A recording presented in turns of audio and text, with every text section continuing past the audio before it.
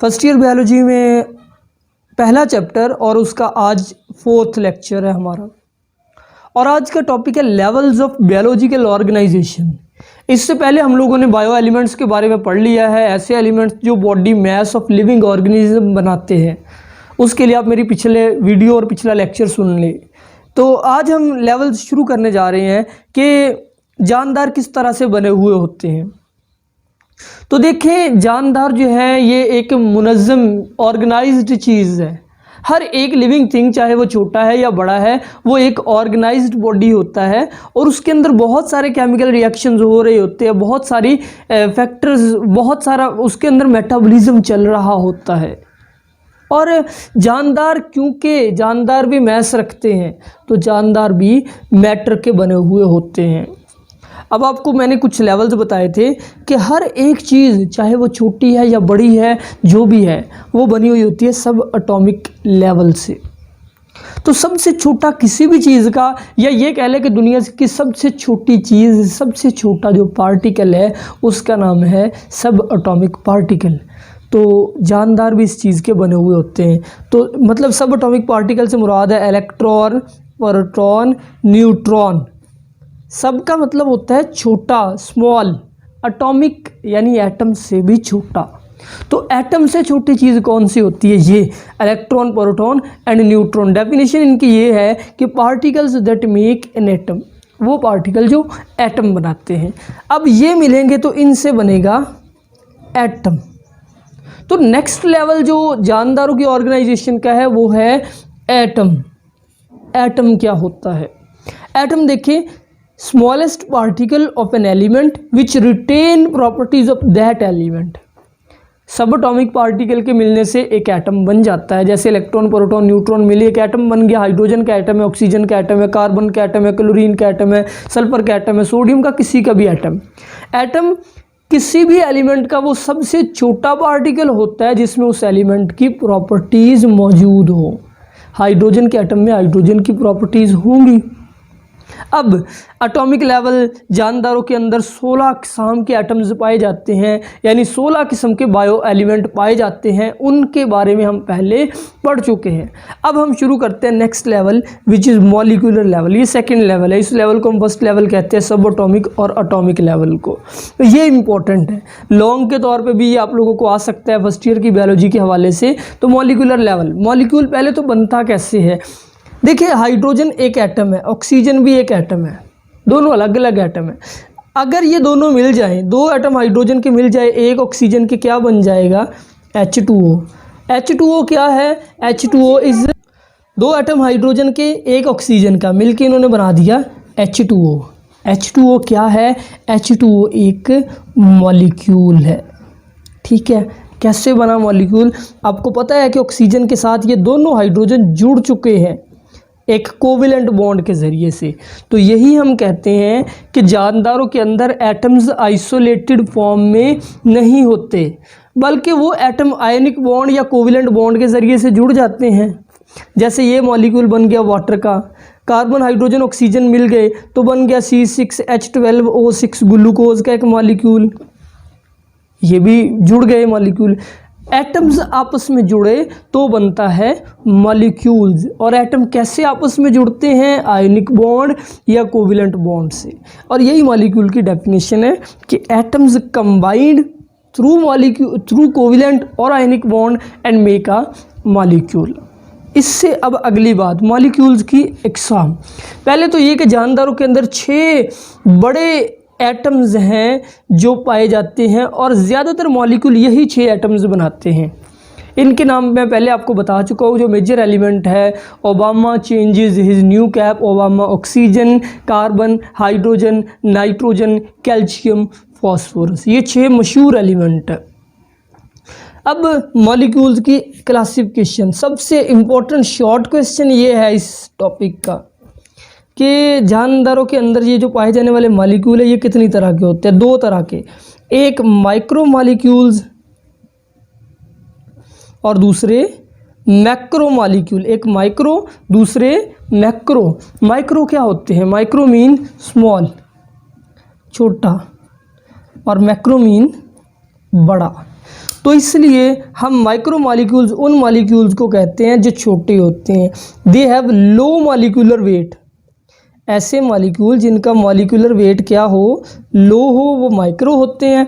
और जो high molecular weight रखें, हाई मॉलिक्यूलर वेट, वो मैक्रो मॉलिक्यूल्स कहलाते हैं। पहले हम देखते हैं माइक्रो कौन से। जैसे वाटर एक माइक्रो है, सिर्फ 3 एटम्स पर मुश्तमिल है।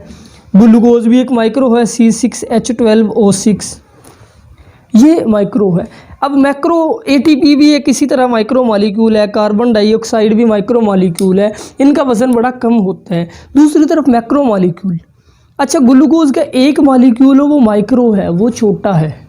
अगर ग्लूकोज के हज़ारों मॉलिक्यूल ग्लूकोज का एक मॉलिक्यूल, दूसरा मॉलिक्यूल, तीसरा, चौथा, पाँचवां, छठा, सातवां, आठवां, ऐसे ग्लूकोज के हज़ारों मॉलिक्यूल जुड़ जाएं तो ये जो चीज़ बनेगी ये होगा एक मैक्रो मॉलिक्यूल।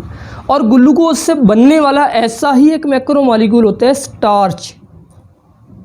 ग्लूकोज के 1000 ऑफ मॉलिक्यूल्स के मिलने से बनता है। इसी तरह प्रोटीन, आपको पता है प्रोटीन के अंदर हज़ारों की तादाद में अमाइनो एसिड होते हैं, तो प्रोटीन भी एक मैक्रो मॉलिक्यूल है, ठीक है। इस तरह के मॉलिक्यूल मैक्रो मॉलिक्यूल कहलाते हैं। हीमोग्लोबिन एक मैक्रो मॉलिक्यूल है। ये थी मॉलिक्यूल्स की अक़साम उनकी साइज़ के एतबार से। अब उनकी टाइप्स के हवाले से भी मॉलिक्यूल दो तरह के हो सकते हैं। मॉलिक्यूल्स की 2 टाइप्स होती है। उनकी जो नेचर है मॉलिक्यूल्स की, एक वो मॉलिक्यूल जो ऑर्गेनिक है और दूसरे वो जो इनऑर्गेनिक है।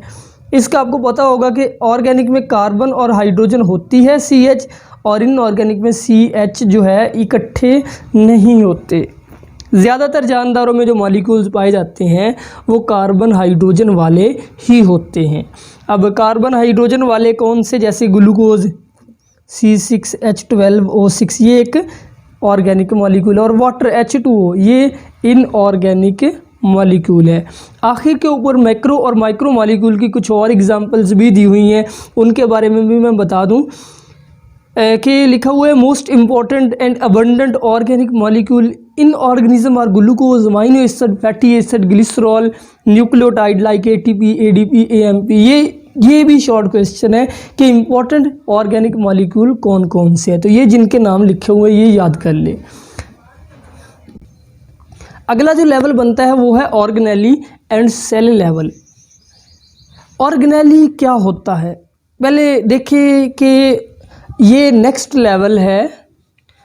मॉलिक्यूल के बाद एटम से बनता है मॉलिक्यूल, ठीक है, और मॉलिक्यूल से बनेगा ऑर्गेनेली। ये लेवल यानी किसके बाद आ रहा है, मॉलिक्यूल के। तो ऑर्गेनेली फिर किससे मिलके बनेगा, ऑर्गेनेली एक्चुअली मॉलिक्यूल्स के मिलने से ही बनेगा। तो हज़ारों की तादाद में जब मॉलिक्यूल्स मिल जाएंगे वो मिलके एक ऑर्गेनेली बनाएंगे। और ऑर्गेनेली क्या होता है, structure within cell that perform a specific function. Cell के अंदर एक ऐसा स्ट्रक्चर जो कोई ख़ास काम करे। आप पहली क्लासेस में पढ़ चुके हैं सेल के बारे में। ये एनिमल का सेल है, ये प्लांट का सेल है। तो एनिमल के सेल के अंदर कई चीज़ें होती है, जैसे न्यूक्लियस होता है, माइटोकॉन्ड्रिया होता है, जैसे और कई चीज़ें हैं, ये एंडोप्लाज्मिक रेटिकुलम वगैरह है। ये सारी चीज़ें ऑर्गेनेली है।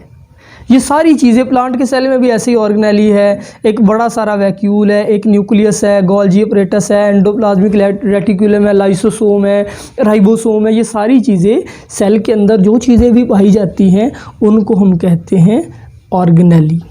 तो definition, structure within cell that perform specific function. अब ऑर्गेनेली भी अकेले काम नहीं कर सकते। सेल के अंदर एक ऑर्गेनेली नहीं होता, सेल के अंदर बहुत सारे ऑर्गेनेली होते हैं, जैसे अभी मैंने उनके नाम बोले। तो जब ये सारे ऑर्गेनेली मिल जाएं फिर ये बनाते हैं एक सेल। जैसे ये एनिमल का सेल है, अब इसके अंदर न्यूक्लियस है, ये गोल्जी अपरेटस है, ये एंडोप्लाज्मिक रेटिकुलम है, एक ये माइटोकॉन्ड्रिया है, ये छोटे छोटे वैक्यूल हैं, ये राइबोसोम है, फिर साइटोप्लाज्म भी होता है, फिर साइटोस्केलेटन भी होता है। बहुत सारी चीज़ें हैं, ये सारी चीज़ें ऑर्गेनेली है। अब सारे ऑर्गेनेली एक जगह पे कंबाइन हो गए तो इन्होंने बना दिया सेल। सेल की डेफिनेशन क्या है, simply cell is unit of life. Cell जानदारों का यूनिट है, सेल जानदारों की इकाई है, यानी जानदारों का सबसे छोटा हिस्सा जो इंडिविजुअली फंक्शन करता है, जो अपना काम करता है, वो होता है सेल। सबसे छोटा जो फंक्शनल यूनिट है, स्ट्रक्चरल मैं नहीं कह रहा, स्ट्रक्चरल भी सेल होता है, लेकिन सेल से छोटे लेवल भी मौजूद है। हाँ, जो फंक्शनल सबसे छोटा यूनिट है वो जानदारों का सेल होता है, जो काम करता है खुद। और सेल यूनिट ऑफ लाइफ, यहाँ पे सेल जानदारों के अंदर दो तरह के होते हैं। जानदारों में दो तरह के सेल पाए जाते हैं, एक वो सेल जो प्रोकैरियोटिक होता है और दूसरा वो सेल जो यूकैरियोटिक होता है। ये भी एक क्वेश्चन है। Prokaryotic, pro mean before and karyon mean nucleus. Prokaryotic cell में नो न्यूक्लियस, न्यूक्लियस नहीं होता, और यूकैरियोटिक सेल में न्यूक्लियस प्रेजेंट।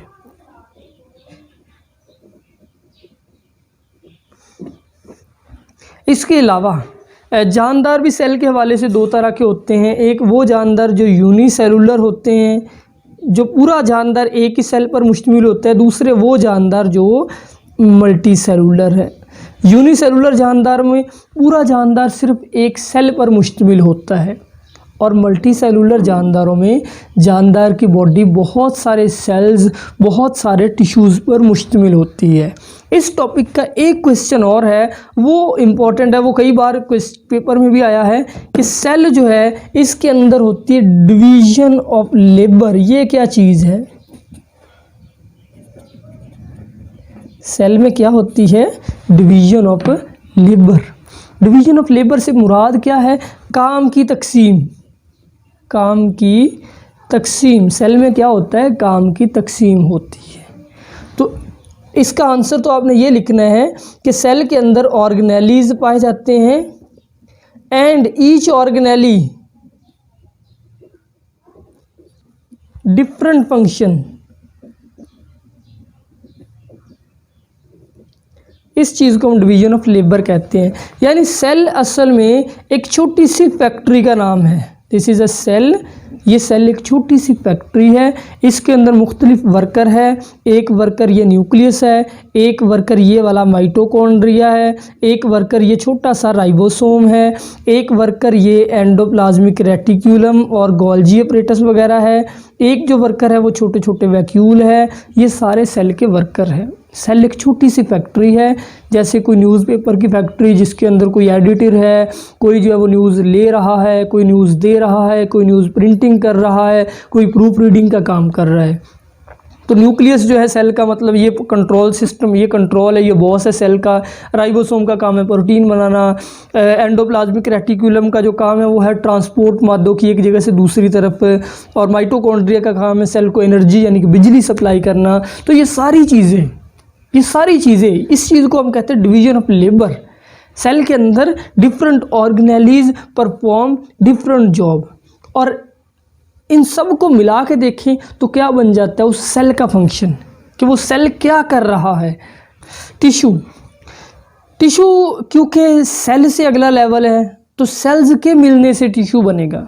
देखिए टिश्यू की definition, in multi cellular plants and animals same type of cells arranged in sheets or bundle and make tissue। यानी कि जो मल्टी सेलुलर जानदार हैं, जो बड़े जानदार हैं, हायर एनिमल और हायर प्लांट्स हैं, उनके अंदर सेल्स मिलते हैं, सेम टाइप ऑफ सेल, एक ही तरह के सेल, और फिर वो ऑर्गेनाइज हो जाते हैं किसी शीट की सूरत में या किसी बंडल की सूरत में, और बन जाता है टिश्यू। और टिश्यू जो है वो परफॉर्म सेम फंक्शन। उस टिश्यू के सारे सेल जो है वो कोई एक ही काम कर रहे होते हैं। मिसाल के तौर पे जो हमारा एक टिश्यू है जिसका नाम है मसल टिश्यू। मसल टिश्यू के अंदर बहुत सारे मसल के ऐसे सेल अरेंज हो जाते हैं। अब ये सारे लंबे लंबे जो है ये मसल के सेल है, इन्हें एक बंडल की सूरत में अरेंज हो गए।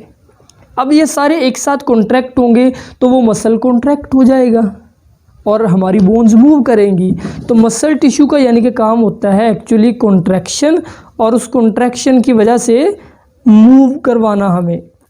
ग्लैंडुलर टिश्यू ये एनिमल्स के अंदर पाया जाने वाला एक और टिश्यू है, इसका काम होता है सेक्रीशन, हार्मोन को सेक्रीट करना। जाइलम टिश्यू का काम होता है वाटर की ट्रांसपोर्ट, और फ्लोएम टिश्यू ये प्लांट में पाया जाता है, इसका काम होता है फूड की ट्रांसपोर्ट। ये था टिश्यू और ये था आज का लेक्चर। अल्लाह हाफिज़।